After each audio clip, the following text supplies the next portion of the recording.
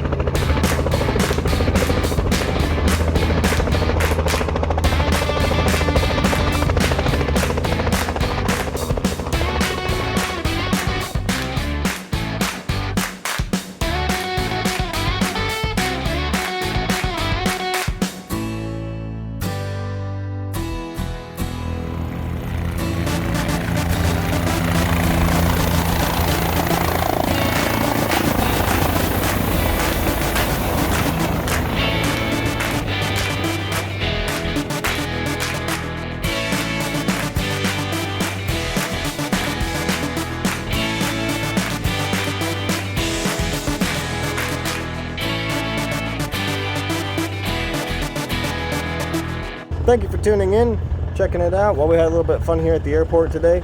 That didn't go anywhere. We're just coming out to wash the plane. One thing I do want to say, kind of a question, something to ponder, maybe put it in the comments.